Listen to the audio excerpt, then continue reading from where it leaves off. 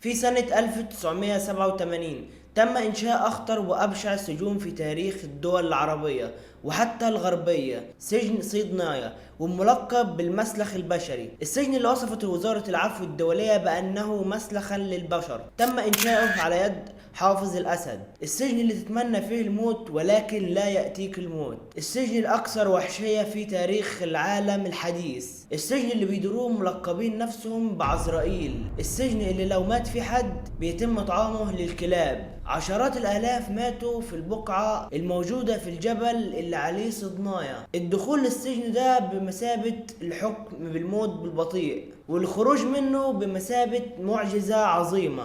وهو أسوأ سجون عائلة الأسد، وحصلت فيها أفظع وأبشع الجرائم في السوريين وحتى في مختلف الجنسيات. هنتكلم النهارده عن سجن صدنايا، في إيه اللي بيحصل للمعتقلين، وإيه اللي بيحصل لو ماتوا، وإزاي بيتم تعذيبهم. طمشني وكلبشني وأخذني فوتني على غرفة ونزلني على ركبي وإيديني هيك، أخذوني مددوني بالأرض، كسروا لي ضلاعي هاي الأضلع، يطلع فوق ويدبش فوقي، تحس هاي طق طق طق طق طق طق أضلاعك هاي لو يقلبك بالعكس على ظهرك، يطلع يدبش فوقك، دفر على وجهك بكاس بالعصي. مبدئيا يقع سجن صدنايا في العاصمة دمشق، واستخدم السجن ده لاحتجاز الآلاف من السوريين المدنيين والمعارضين واللي كانوا بيطلع مظاهرات. وأي حد كان سياسي أو بيشكل خطر على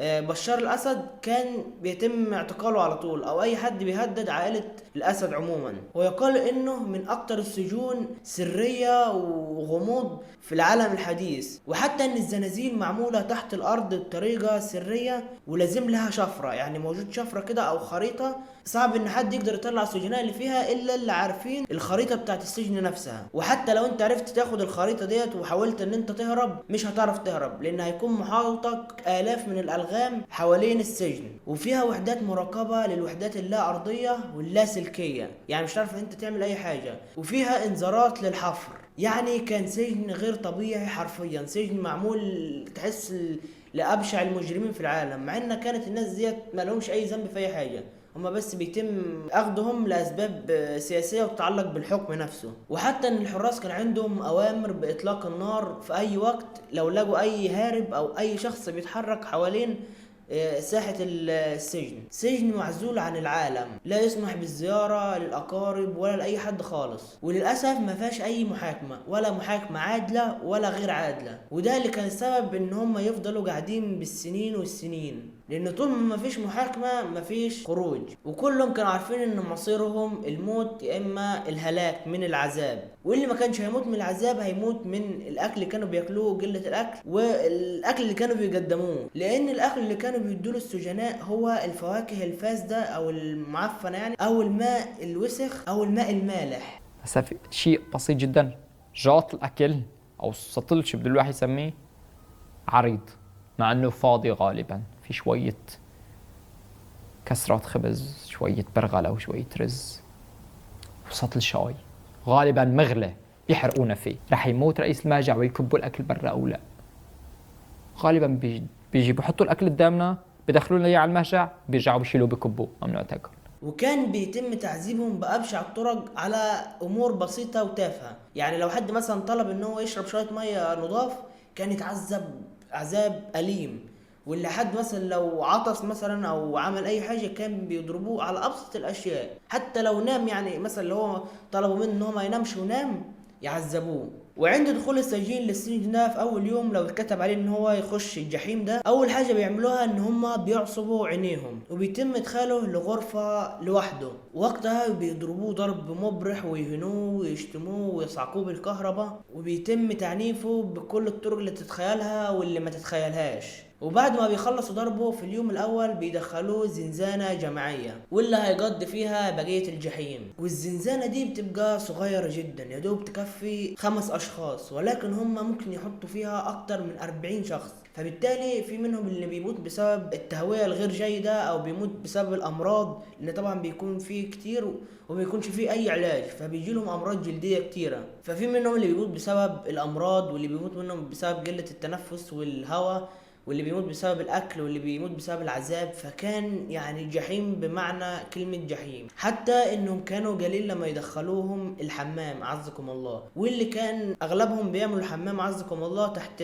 رجليهم في نفس الزنزانة. وكانوا مرات بيناموا على الفضلات، واللي ما كانش بيحب ان هو ينام عليها كان بيفضل واقف وينام على نفسه لحد ما تحس ان رجلها تتكسر، ويضطر ان هو يقعد تحت رجله على الفضلات دي عزكم الله. وده طبعا اللي رواه بعض من المسيحيين اللي طلعوا الحمد لله من السجن ده، وبدأ ان هم يحكوا عن الحاجات والخباثة اللي بتحصل في السجن ده. ومن انواع التعذيب اللي اتحكت واللي كانوا بيعانوا منها سجناء كتير في السجن صدنايا، ان الحراس كانوا بيحطوا ايديهم في قيود كده ضيقة جدا في حديد، وبيتم ربطهم كده في حاجة زي العلاقة كده، ويفضلوا كده على الهواء لساعات.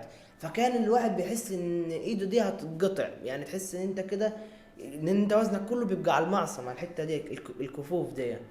فلما الواحد يفضل يصرخ، المسجون يعني يفضل يصرخ بالوجع، كانوا عزكم الله بيجيبوا الحذاء او الكوتش يعني ويحطوه في بقه ويقول له عض على الكوتش دوت واسكت، يعني ما تتكلمش. يعني شوفوا الطريقه اللا ادميه ابعد الحدود. يعني الناس دول اصلا كانوا بيعملوا كده ازاي؟ يعني قلبهم ده كان مصنوع من ايه؟ جاب المرة الثانية شبحني، كلبشة من هون على شباك هيك بارتفاع 40 سنتي عن الأرض، الثقل كله على إيدينك على المفاصل. فالكلبشات مو فتحسها راح تقطع لك إيدينك، تصرخ بيحط لك شحاطة أو حذاء، يقول لك افتح فمك يعني صغير، يقول لك عض عليه، ما بدي أسمع صوتك.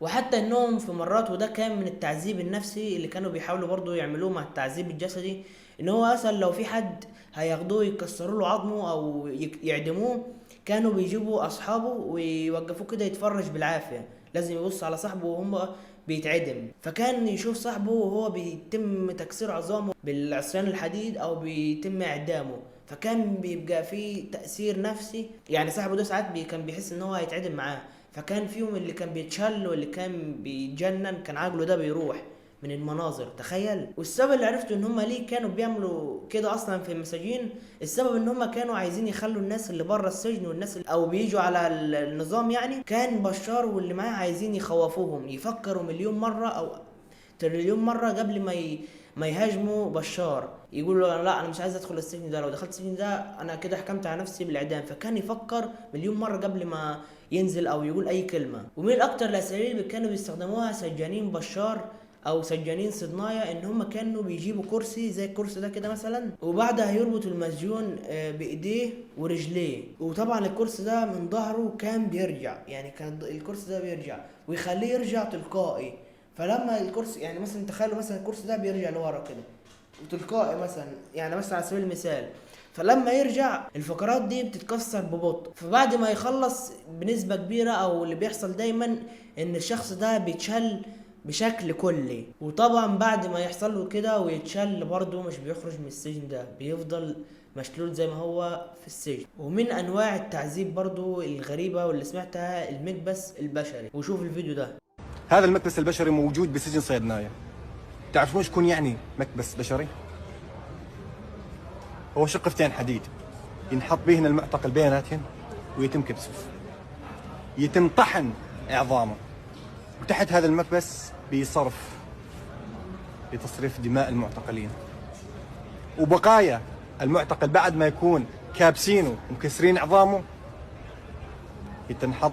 ومن 2015 لحد الآن يقال ان تم قتل وتعذيب وتجويع اكتر من 30,000 مسجون. ويحكي واحد من السجناء اللي خرج من سجن صدنايا بمعجزة، ان في يوم من الايام كان هو وواحد صاحبه قاعدين في الزنزانة، فدخل عليهم واحد واللي كان مسمي نفسه عزرائيل، فدخل عليهم وقال لهم هل فيكم حد يعني بيشتكي من حاجة، مريض عايز يعني علاج؟ فواحد كده من المساجين قال لكل زمايله اللي في السجن او في الزنزانة ما حدش يرفع ايده. فقالوا له ليه مش نرفعش ايدنا؟ قال لو انت رفعت ايدك يبقى انت كده حكمت على نفسك بالموت. فكان في واحد فيهم مريض كان تعبان، فقال انا او رفع ايده، فاخدوا عزرائيل ده وبعد كده نزل على الارض وكانت معاه عصايه وكان راسع كده كله مسامير. فجاء عزرائيل دوت للشخص ده، قال حكمت المحكمه الالهيه عليك بالموت.